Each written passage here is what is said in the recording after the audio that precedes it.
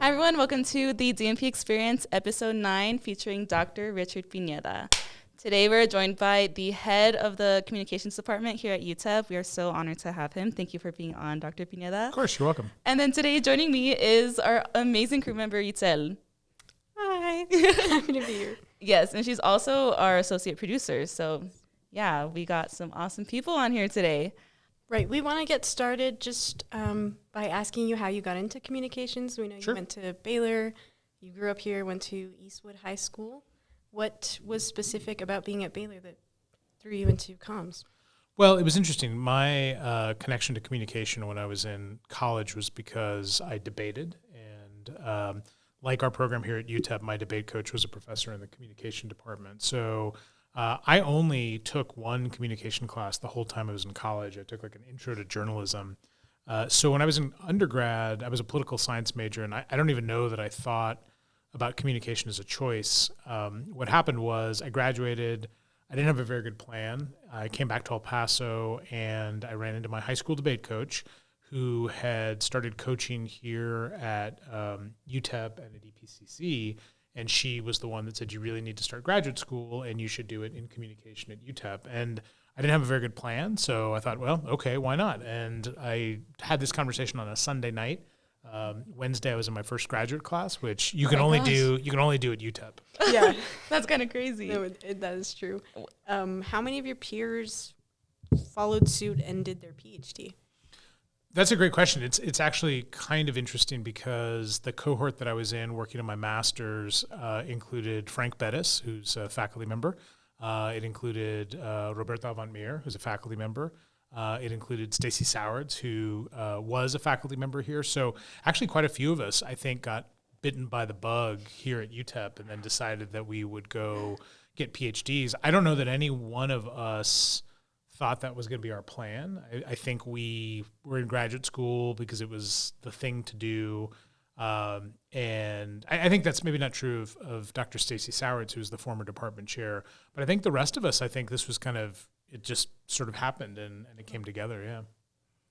That's really interesting. It is. I think going for a PhD is hard. How long did you do the PhD for? So I went straight through for everything. So I did my undergraduate degree in 4 years and 2 summer semesters.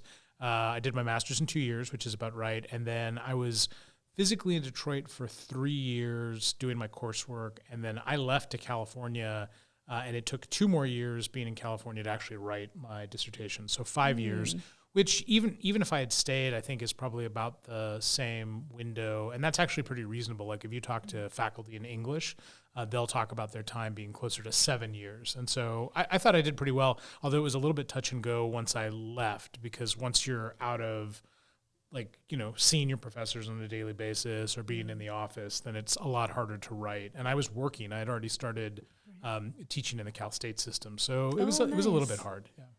Interesting. I think because your master's and your PhD is in communications, and then your bachelor's in political science. Yep, that's right.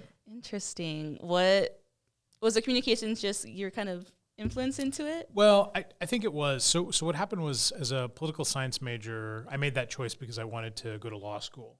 And I thought if I was going to go to law school, I had to have a political science degree. And I realized much later that that wasn't the case. But by the time I realized that, I'd already kind of had a bad run as an undergraduate. My grades weren't strong. I mean, I say this to my students all the time. And so, I mean, there's always hope. So you never give up on the idea that bad grades are going to totally, tank the process. But what happened was I was interested in politics, and I was really interested in international security and international relations. And so I'd taken a lot of classes. The last part of my time at Baylor, I had a colonel in the Air Force who had retired and was a professor. He was a pretty big motivator for that area. But then when I started looking at graduate school and political science, the graduate programs they were like quantitative, so really heavy numbers. That was never interesting to me, and so I didn't want to do that. And when I got to UTEP, my advisor at the time, a professor who's long since passed away actually, said, you can study politics by looking at language and communication. And that was like the light bulb. Because at that moment, and I think that's laid the foundation for my appreciation of everything we do in communication, which is everything that we do in the world, I think at its heart is connected to communication. And so it made sense. I mean, now when I look back, I wish that I had done communication as an undergrad, but I'm also glad that I didn't, because I think it gave me a launching point. And so I could stay with politics, which I have my whole career, but look at it from a different perspective. Interesting.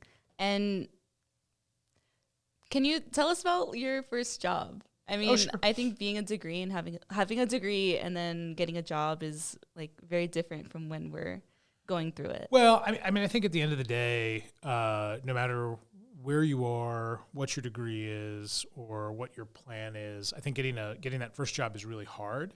And it's hard because there's a lot of different factors. Like in my case, I was already in a relationship, so my wife had taken a job, and that pretty much took me to Southern California one way or another. So that's one of the first things, is that you're always going to have to balance your like relationship at the moment, or where you think a relationship is going, against what kind of job you're going to get. The second part was because there was a geographic limitation, because I knew that I had to write my dissertation, teaching really was the only thing that made sense. Like I think if I needed to, I could have gone to work at a Starbucks or at a Target, but I needed to kind of be in an environment where I was in that same headspace. Yeah. So I took a job at Cal State San Bernardino and was hired originally as a part-time faculty member. But what was really interesting, and I think this is true in a lot of jobs, is that first job, it wasn't the best job. And I think at the time I felt so grateful to have that job that I was kind of like, well, I guess every first job must just be terrible. So that's the way it's got to be. And it wasn't until much later that I realized, no, that was a uniquely challenging job for different reasons. But I think when you come out of any degree program, I mean, obviously you want to make money, right? So that's the first part of it. But it's relative to how much money you're going to make and how much you need. I mean, in my case, we essentially had 1.25 income. So my wife was working as a faculty member, so she was making a full salary, but I was only making about 1/4 of what she was. So that's tough. Living in Southern California, also tough on that kind of an economy. Yeah. And we got to Southern California right after 9/11. So I actually drove across country starting on September the 12th, and crazy experience, an experience that I wish that I just didn't have the means, but I wish I had like a video camera, because that was one of the most surreal experiences, driving across the country right after that. But it was hard, but at the same time it was cool, because I was in a professional environment and I felt like I was at least starting down the road of like, hey, this is what I studied for. Yeah. So that was kind of cool.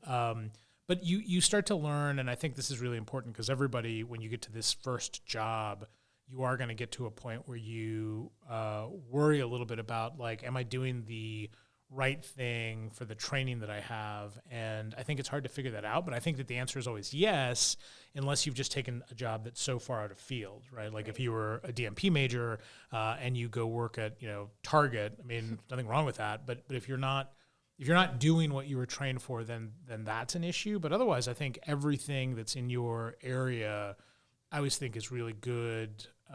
It's a really good basis for where you're going to go. It just takes a while to figure that out. Yeah, I think that's my biggest fear right now, because I'm about to graduate and I'm like, I don't know, like looking for a job with DMP is like kind of hard, because I either get the job or I sacrifice the money, know. So that's one of the things that I'm so concerned about. So I was just really curious about how you did it, but yeah.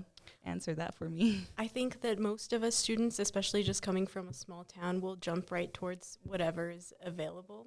But when we talk to people like you, it seems like you set yourself up for just a better trajectory when you choose that first job a little more carefully, or you at least try to transition into something that's related to the field.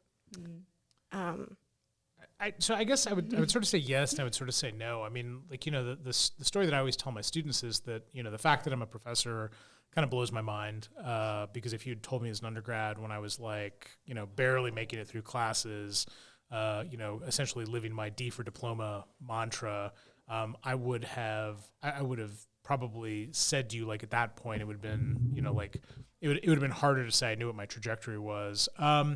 Here's the thing. I think, and I've learned this. It's taken me a long time to get to this point. I'm about to turn 50, and it's taken a while to realize that first jump is really hard to do, but it's worth it, even if it's a complete, utter failure, because I think you test yourself. And I think the hardest part about getting to that first job is balancing expectations versus the reality of what the job is like. And so, listen, at the end of the day, I don't think there's a single person that would turn down a job where you get a lot of money and you don't have to do a lot of work, right? I mean, that's like the unicorn kind of job.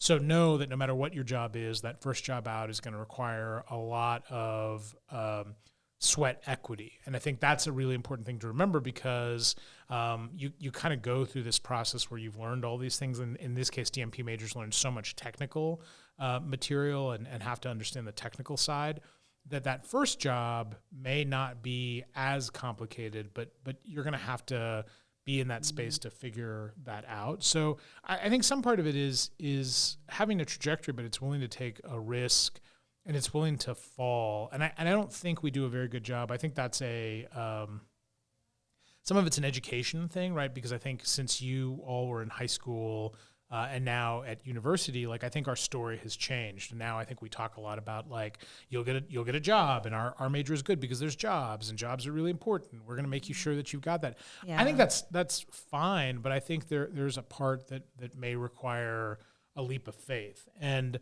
that leap of faith is really hard to put into the context of I've got bills, I've got things to do. I mean, almost a big portion of our students that are coming from like Latino or Hispanic families, there's a lot of family pressure, right? Like, why have you been going to school if you're not going to get a job in this field? Or like, what are you doing with all that extra time? And like, how are you going to get a job? I mean, my mom wanted me to work for the Postal Service, right? Because in her mind, she was like, that's a federal job. It's a good job. It's a job that you're going to get guaranteed pay benefits.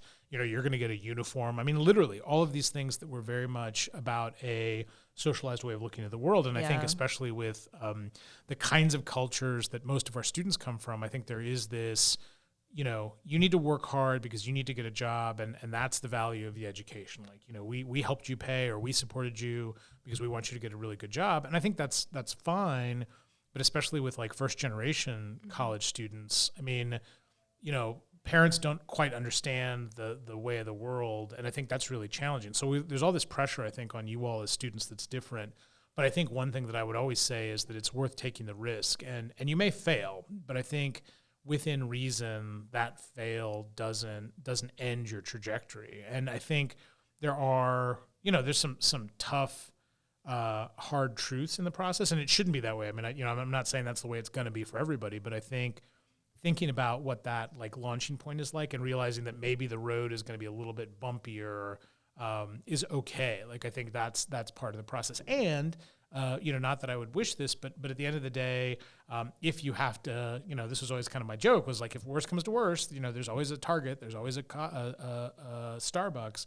Like, I'll do it because at a certain point there will be a necessity. And I think there was also a weirdness about that because you don't realize that until like you're in it, and then all of a sudden you're like, oh, well, if I need to do it, I will do it. Like, that's, we learned that, I think. Yeah. You're laying this all on me. I'm like, what am I going to do with my life?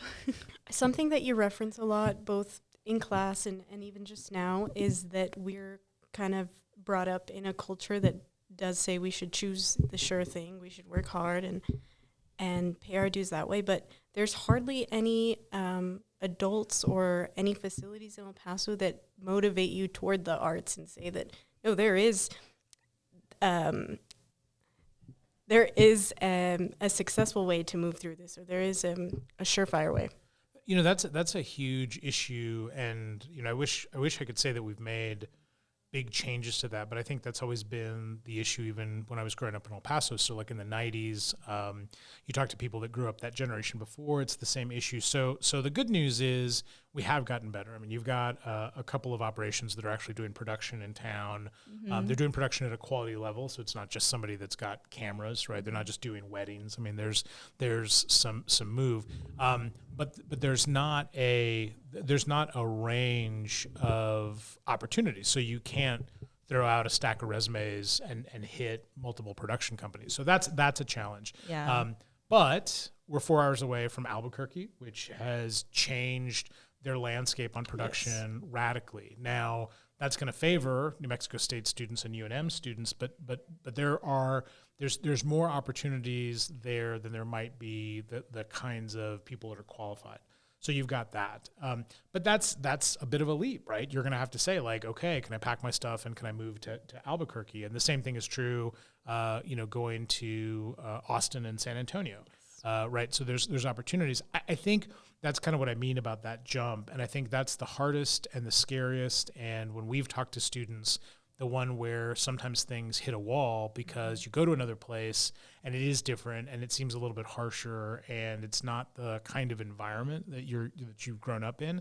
I mean, I learned that lesson time and time again. I mean, when I left as an undergraduate, getting to a place that was, populated with a lot of really wealthy students and a lot of white students that didn't look like me. That was, I mean, there were plenty of times that I thought, like, I shouldn't be here. I can't believe I'm doing this. And I made it through, probably not without some problems. When I got to Detroit for my PhD, Detroit is a radically different place. First off, it was cold, right? I mean, like, I just didn't understand that. And believe it or not, that has a huge effect on the way, like, it's brutal. And it's brutal because people don't, like, there's no interaction and it seems cold and it's ugly because it's cold and it's snowy. And so that took, I think, a little bit of time. But at every turn, and this has influenced the way that I look at the world and what I encourage students is these things are like the ultimate test. So pushing yourself to be in those places, like, short of hurting yourself, like short of like actually taking on like some sort of detrimental health situation, then pushing, going someplace, running the risk that you fail is okay. And I don't think that we talk enough about that. And I don't think we talk enough about how to survive in that kind of an environment, but I think that's it. And so I wish there was more here, right? I wish we could find a lot of production companies, or that production companies here would be big enough, and they're not. And, so you've got two choices, essentially. One is you can create your own economy for that, and that's a big ask, but that's possible. And I don't know that enough of our students think about that entrepreneurially. Yeah. We one of the classes that I would like to add at some point is a class on the economy of communication, to actually teach people how to do a spreadsheet and how to do, budgeting and how to do some of the things that are important if you want to open a small business. So that's one possibility. But the other possibility, if something is not available, is then to look to those other places. And, I would never say, like, pack up your stuff and go to the middle of nowhere. But I think, making a move to a place like Albuquerque is not the end of the world, or going to Tucson, which has actually gotten a little bit better production kind of community. So there are things that are possible. I think some part of it is you have to push. You have to know that it's a test, and in some cases, you've got to feel comfortable with whatever your safety net is, and that part's hard too. I mean, I didn't do a lot of things because I was always worried that my mom was gonna, like, say that's a bad idea, or was gonna be like, well, see, I told you not to do that. But I think the truth of the matter is that's a different. Like, you got to get through that and do that and figure out how it works before you say, no, I just can't do that. Yeah. Because I don't know, there's some corny saying about, like, the shots you miss are the ones you don't take. Right. I mean, I think there's some truth to that. And I think it's easy to say that, but I mean, having gone through some challenging experiences and having gone through some things that I think, like, man, that was dumb. Why did I do that? Like, in hindsight, I can look back at all those things and I can say, oh, but I did do it, and even if it was a failure, that's a huge life experience. And I think, you will come to some of that, and I think that's a valuable part of the education. It's something we can't teach you, quite frankly. Like, we can't teach you resilience, but that's why I always say our students at UTEP already have so much resilience. So it's not a question of saying, like, gosh, can I survive? It's a question of saying, like, I can survive. How do I do it on my terms, and how do I do it so that the benefit is quick? And Yeah, there's going to be some missteps and some misfires. I mean, I attribute a reasonable amount of my success to just good luck and being at the right place at the right time. And what I always say to my students is never build your strategy on the hopes that it's good luck and things turn your way, right? I just happen to have benefited from some really important people at really important times saying, yes, I'll take a risk on you. And, like barring that, I don't know. I mean, my original plan, I think I say this in class all the time, was I was going to graduate, I was going to come back to El Paso, and I was going to sell real estate. And I mean, I don't know why. I mean, I just sort of thought to myself, like, oh, real estate, like I can talk. I can do it. Like, that seems like it'd be a reasonably easy career. And I mean, I honestly have no idea where that came from, but that's where my mindset was. And so again, like looking back at that now, I mean, this would have been in like 90, the August, because I graduated in the summer, August of 92. And I go forward to, April of 25. And I just think like so many opportunities have been afforded me. So many lucky breaks went my way. And I mean, I think that's why I do what I do, because if I can do that for somebody, if I can do that for a student or get them to kind of push at their comfort levels, then that's a huge win. I mean, it's a big, it's a big part of why I do what I do.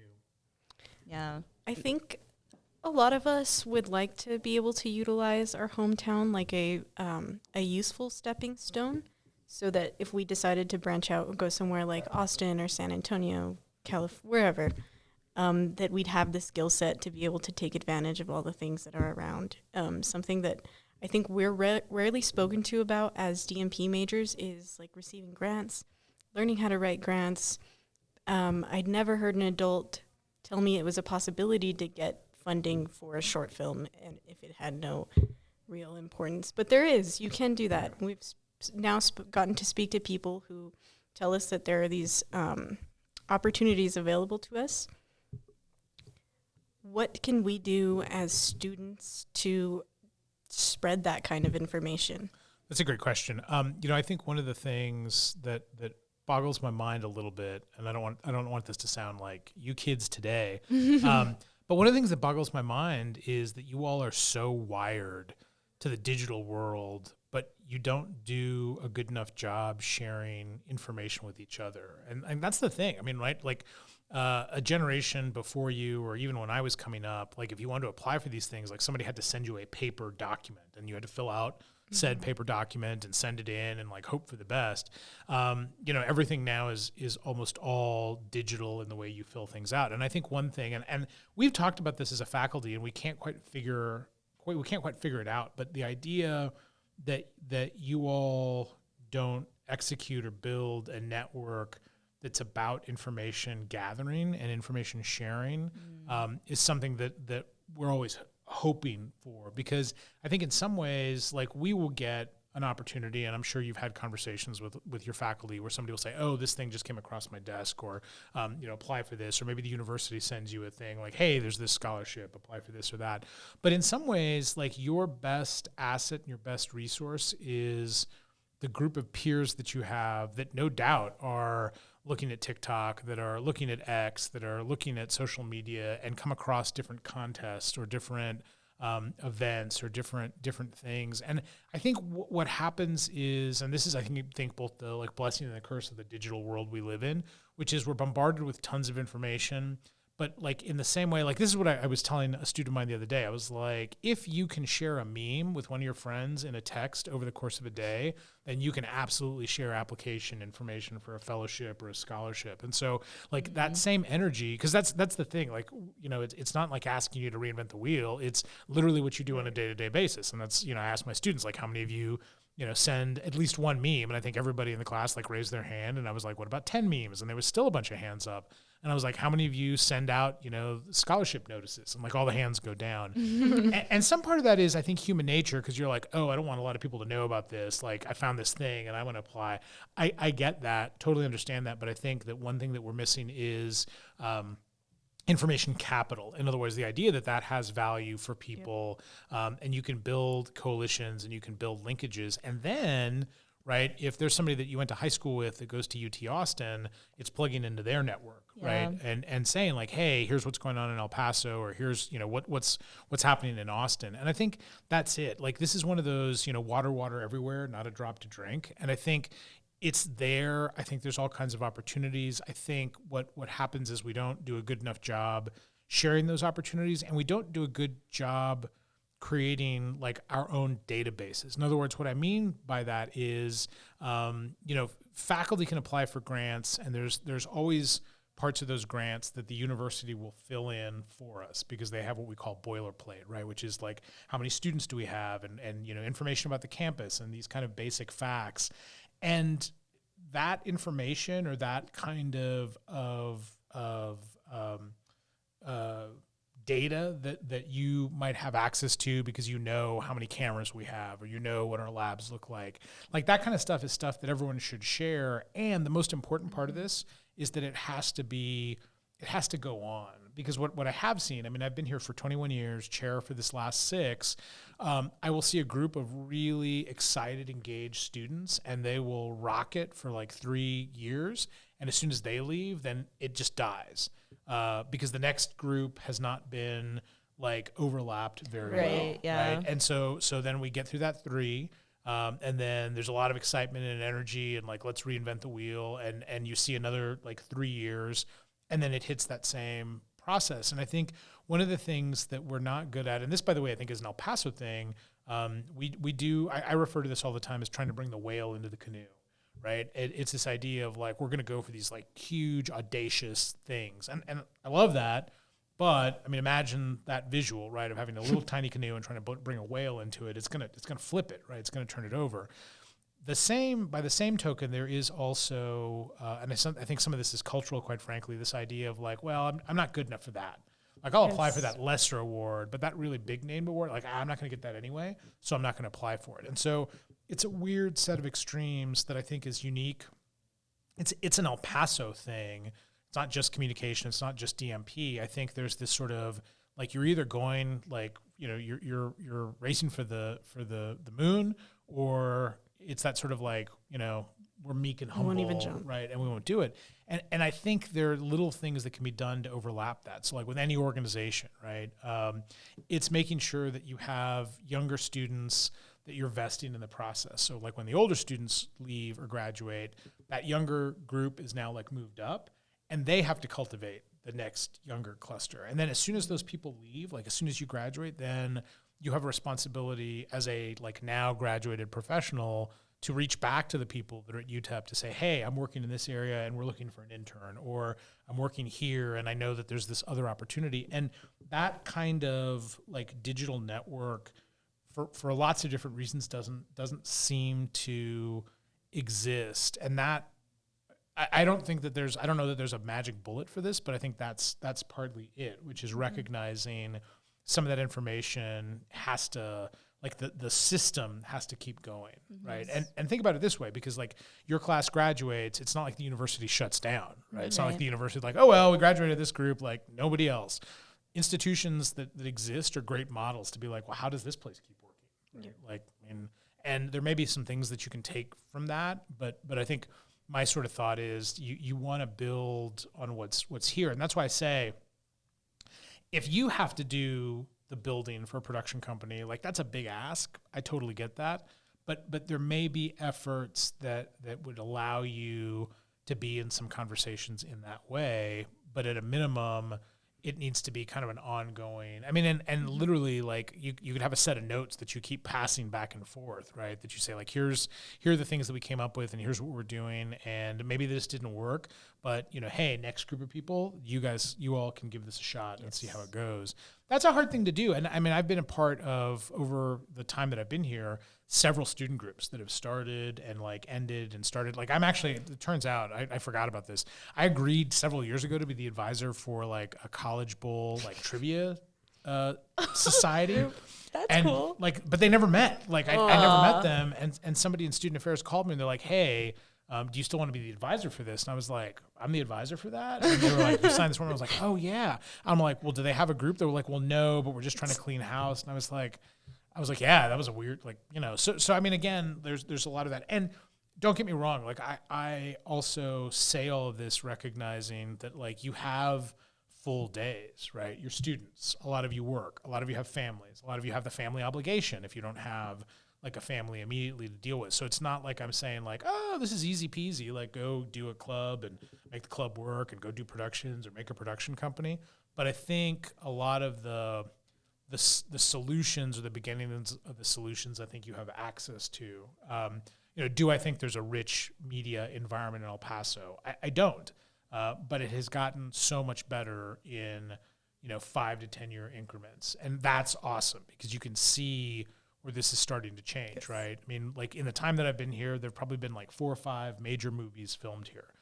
The same time in Las Cruces, there's been close to like a dozen movies filmed here. And so, I'm not saying that you just sort of show up and are like, hey, I want to work on this, but I think it's like, well, how did those New Mexico State kids get involved with that production, right? Yes. And there's no reason that you can't like, go to their Facebook page or figure out who those kids are and be like, hey, we're the group at UTEP and like we're just starting out or we're doing this thing. Like, what do you guys do? Like you all come down here. Like, can we go up there? Like what can you do within the reason of that? Because the other thing is like those students are going to be just like you in so many different ways. So, and they don't have the magic answer, but I don't know, maybe more brains together, would give you some inroads to that.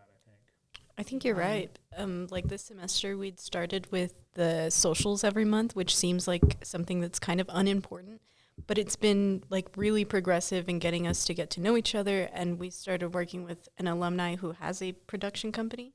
And that's the only reason we've been able to make short films that are of the quality that they are. And it's gotten us not only job opportunities, but it's helped to build the environment where the alumni don't feel embarrassed to come back because we need them. Sure. We need all those students. We want them to stay at UTEP and stay involved, just so that it keeps going the way you're explaining.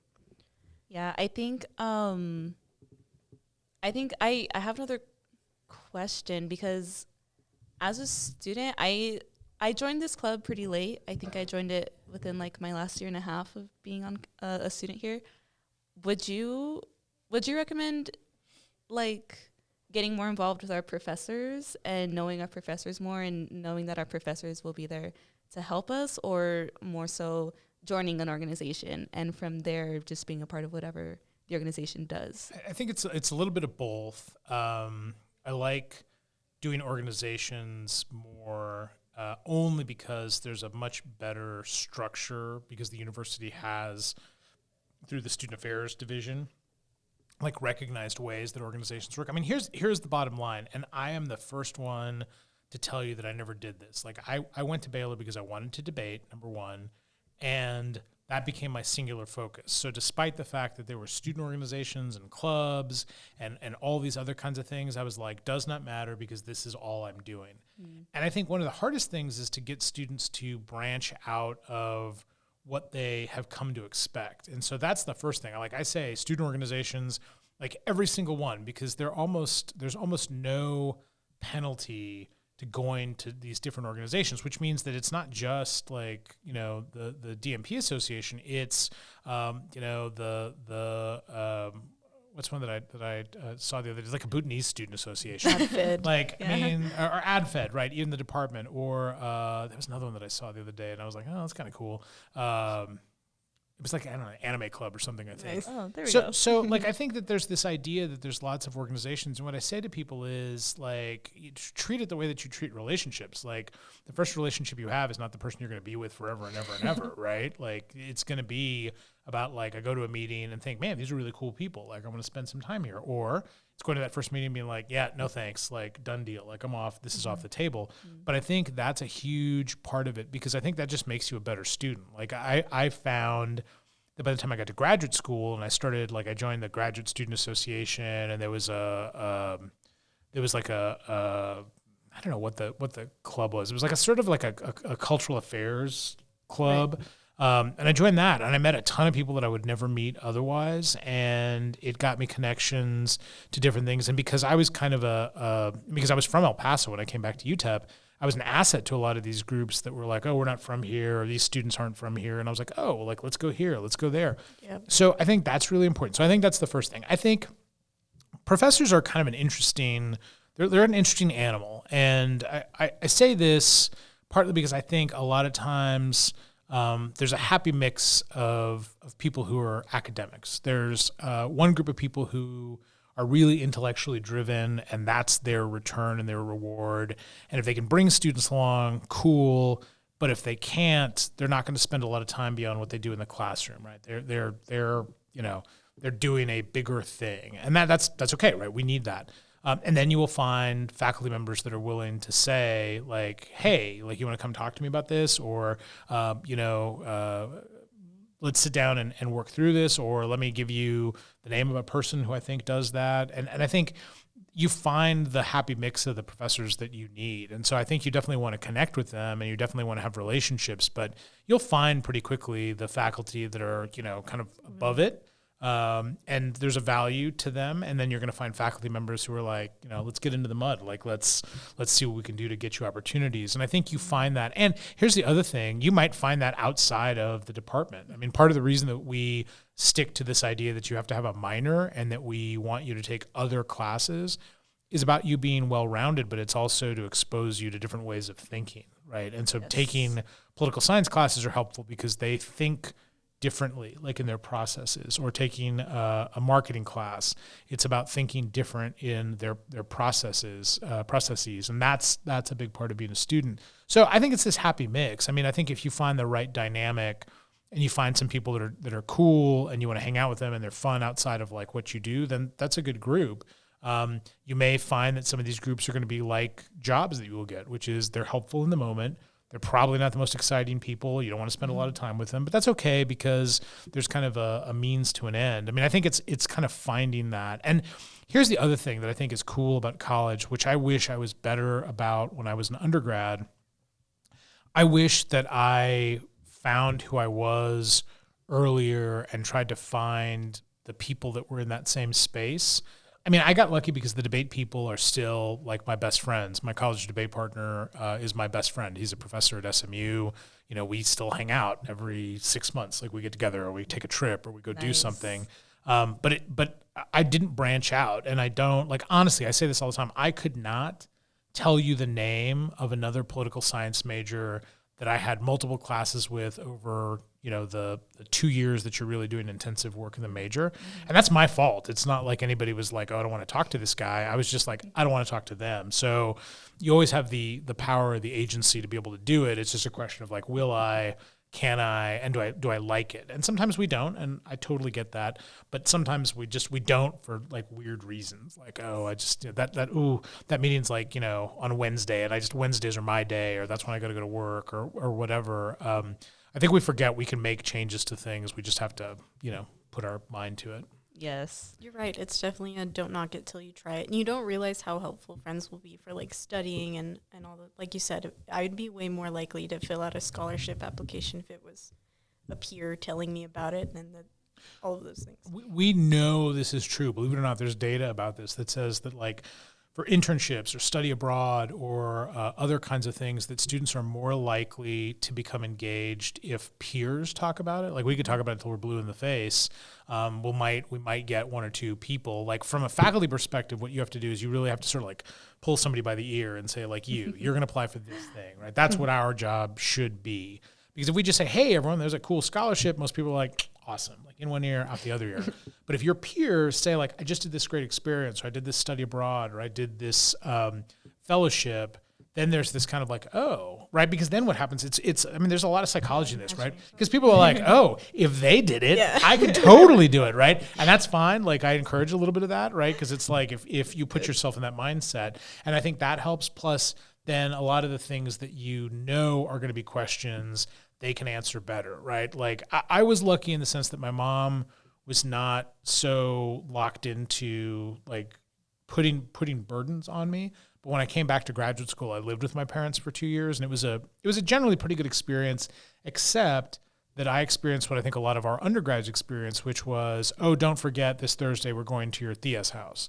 And I'm like, well, yeah, I mean, a Thursday I've got class. And they're like, well, that's okay. Just come later or go early. Hey, this weekend we're going to go to grandma's to take care of that stuff for her. And I'm like, well, I got to write this paper. And they're like, well, yeah, but it's grandma. And so it's like, okay. So I didn't have that experience until grad school. So that's why when I talk to students and I hear those things, I totally get it, right? Because this is a different cultural environment, number one, but it's also because so many of you are still rooted at home, right? You're coming from home. Yeah. And that's a big leap because it's awesome to have, if you're lucky to have this, it's nice to have home cooked meals. It's nice to have laundry and some of that kind of stuff if you're lucky enough. But the trade-off is that comes with these extra costs that sometimes we don't think about. And that's a tough one, but I mean, that's a whole other philosophical conversation. Yes. No, I think, UTEP being a commuter school, I think it affects us. It's like, we're definitely not like any other big college. Like we're a big college, but I mean, we're all at home still, so it's definitely different compared to like my friends who go out of town and they're like, everyone here, we're all living in the dorm together, or we're all like sharing this apartment. So, but it's getting better. I mean, like that's the thing, right? The trajectory, even like organizations, support, some of the things that we do, even in the building, they've gotten better. But to make that next jump and to be part of that transition is going to be one of those things that really does require a lot of that student energy. And it's not even so much the energy part of it. I mean, what I say all the time, and I think I've interacted with a couple of folks in DMP about this, is good idea, come to the table, we need this thing. My response is always the same, which is, well, we can't really do that. Like we have a limitation on that, or we don't have a mechanism by which to do that. And I think that's why it's hard, because you then have to kind of find ways around a lot of that. So we're getting better, but we still have to turn the corner on some of that stuff. I think we're close, but we're still, there's little things that kind of throw us off. And that's why I always say, right, don't let perfect be the enemy of good. Sometimes you just have to get it done, be good and be all right, You're yeah, right. for sure. I think we should all be thankful of any progress made, like even that we see more Greek life. I don't think any of us would specifically want to be involved, but it seems like it's good for all of that community participation to like gain school spirit, and not just for us to watch another organization be able to like bring themselves up and see like just. Oh, I went when I was in grad school. I mean, I think I went to one of the like earliest or first like minor paloozas, and it was like the jankiest thing you've ever been to. It was like one band, like a hot dog vendor. I mean, it was kind of a low rent affair, and that's a good example. I think student organizations, they've done better on. I mean, even something as simple as that week before final exams, right, when they do all that stuff at the union where there's like the breakfast right, and that stuff is really important, and it's been slow going. But the other thing I'll say, and I'm saying this because I would not have done some of this, you got to take advantage of it, because at the end of the day, the most important thing is honestly, it's not even you going to get the free breakfast or whatever. It's that somebody somewhere can say, oh, we had this many students. So the next time around, when they want to do one of these things, somebody's going to say, well, we had, 200 students and we need a little bit more money, for more pancakes or whatever, right? Yes. They can go to them and they can say, look, this is the ROI. This is the return on investment. And so that's the other part of this. And part of the reason, like I say, try to take advantage of things at the university, even if they're only adjacent to what you're doing, like in DMP or in your major or in like where you think your career trajectory is going to be, because a lot of those things, it's like use it or lose it. And we don't talk about that as much, but I think in this like oncoming economic climate, it's going to be super, super important to be able to say like, we did this, we need to fund this again, we need to put more money to this. And that's hard, because I think that's when it comes to that weird moment where you're like, I could go to that talk, but man, I'm so tired, or I really want to get home because I'm hungry. And you'll make that choice, and I totally get it. I'm not downplaying that, but that's the moment when you've got to say, I am going to go to this thing. Because one extra body means that somebody can say like, oh, look at how many people we had. And that's true for the events you do. It's true for screenings. It's true for things, right? And you know this, because if there's like 2 people in the audience, you're like, well, I mean, I wish there was, 20, but maybe the next time you'll get 5, and maybe the next time after that it's 10. And that's the other thing, is that all this is like it can be kind of a long road, which is also why that whole idea of like making sure that you've got a bench, right? Because if the first couple of times it doesn't go well, you need the next group to be like, okay, we knew that we got like 5. Let's see if we can get 10 this Yes. time, right? And also, again, don't bring the whale into the canoe. Don't be like, we're going to have a screening for 100. Like, if you've got a screening that's like 5 more than you did the first time, big win, Yes. right? Right. Big Yes, win. for sure. And also shift that perspective to saying that it's fine to want crowds. It's okay that even though we're presenting the same thing, it's okay to say that a crowd motivates people to keep coming back and Yeah, Oh, yeah. for have sure. enjoyed their experience. Yeah, Yes. and just remember, I mean, like this is, I hate to always think about the idea of like metrics and tracking and that sort of stuff, but the truth is like, you all should have an active count of how many people come to each meeting. And so when you come to me or whoever the next department chair is and say, hey, we'd like cookies for this meeting. And the last meeting we had like 10 and the meeting before that we had 5. So we're getting more people. Like those kinds of things really matter because they're things that you may not think about, but any kinds of information that you can have is really valuable because at some point somebody above the chair is going to say like, hey, you spent this on that. Why? And I say, oh, because we had 10 more kids than we had the last time, or we had, some interest. And that kind of stuff sucks. But remember what I was talking about at the beginning, which is the economy of what you're going to do is going to require you to do this kind of information collecting when you become when you move into the DMP world as a professional, right? They're going to ask you how many batteries are you going through, how much overall footage have you shot, how long were you in the editing bay? Like they're going to want to know all of that because from their perspective, that's all about efficiency and their return on investment. And I think a lot of times we forget that. Like I was telling somebody, one of my former students who shoots for KVIA. I said, how many data cards do you go through? And he was like, oh, well, nobody's ever asked me that. And he popped off some number. I'm like, well, that's a good number to know, right? So when your news director says, do we need something new? And you say, yeah, we absolutely do because I went through like 10 data cards and like 6 months before I was only doing 2 data cards. So like we need more data cards, right? It's a specific example, but I mean, I think you need to have that. Yes, no. I think that's Sure. definitely something DMPA is working on. We're hoping to get more people, get more funding. And we need a do new more stuff. secretary for that, actually. Yes. because officer applications are Officer open. applications are open, guys. Don't be shy. Good, get out there. Yes. Yeah, we're fun. I promise.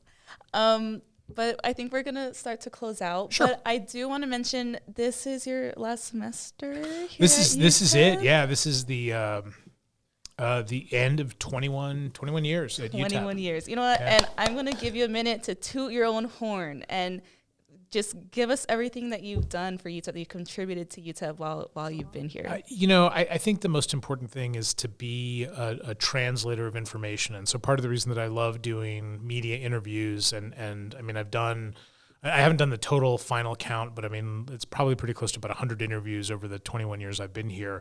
I think one of the most important things that I can do is take ideas that are either in my work or in work of my colleagues and translate them to the general public, and to do that in a way that makes sense. I was going through TSA last weekend, as a matter of fact, on my way back home to be with my wife and daughter in San Antonio, and I'd given my ID to the TSA person, and they looked at it, and they scanned it in the machine and handed it back to me, and before they handed it back said, thank you for always being so good on television. And like that floored me. Like I was like, oh, you're welcome. That was really nice. And I think that's the single most important thing, immediately followed by the impact on students. And so over the course of the last, I made the announcement official probably 2 weeks ago. I did it on socials, on Facebook. The kinds of comments and the people that have come out of the woodwork have just been very special. And so I think the thing that's been most valuable to me and the thing that I find will be the legacy is the idea that students who came to my classes had a connection to the field. And the number of students that I hear from that say, like, I didn't want to pick this major, or I wasn't interested in this major, or I never thought that I would be in communication, but then I took your class and, now I'm this. I mean, the woman we honored as our outstanding ex this last year, Alejandra Matos, is the first Latina editor of the Houston Chronicle. And she said that. She said, had I not taken your class, had I not done this, I wouldn't have stayed at UTEP. I wouldn't have done what I do. And so you hear those kinds of things, and that's worth its weight in gold for me. And so, I'm sad to be leaving because this is my hometown. I mean, I grew up 7 blocks away from here. But I also know that those things, those translations of information, that sense of making this place valuable to students and believing in what we do, because I say this all the time, that there is nothing that brings me more pride than being able to see students that I had in that first class cross the stage 4 years or 5 years later and recognize that they did something that is an enormous accomplishment for everybody behind them. And that's part of the reason that I always say that being here, being at UTEP is a tremendous amount of privilege, partly because I don't think that this is easy in general. I don't think a college kid any place in the United States has it easy, but I think our students at UTEP have it even more complicated because a lot of you are at home, because you're managing jobs, because some of you already have families, because this can be kind of a harsh environment. And I think all of those things make what I do and what I've done that much more impactful. And so I've really, really enjoyed the time that I get with students. I've really enjoyed seeing students become very important to the world, but I love seeing students become important to themselves. And I think that's the big takeaway. That's the thing that will always resonate with me, is this idea that students have been able to find their voice, figure out who they are, make decisions about what they want to do in life. And if I've had a part of that, then that's a return that I'll never be able to quantify. And I think we're very grateful. Every DMP student has taken your class, and I know I had a good time in it, and it was definitely it definitely changed my mindset towards school. I love hearing that. I think that's really important. Completely laid out the way my experience could go here. Yes, that's I awesome. agree. That's awesome. Thanks for saying that. No, but thank you so much for being on, Dr. Pineda. Absolutely, very happy to be here. I hope this pulls in an extra member or two, maybe that secretary position, maybe it'll come in. But thanks very much for having me. No, of course. And guys from DMP, thank you, Dr. Pineda. Thank you very much. Yes. And farewell. Yes, we wish you a happy farewell. retirement. Thank you. Alrighty. All right. Thank you, guys. See you in the next episode. Bye.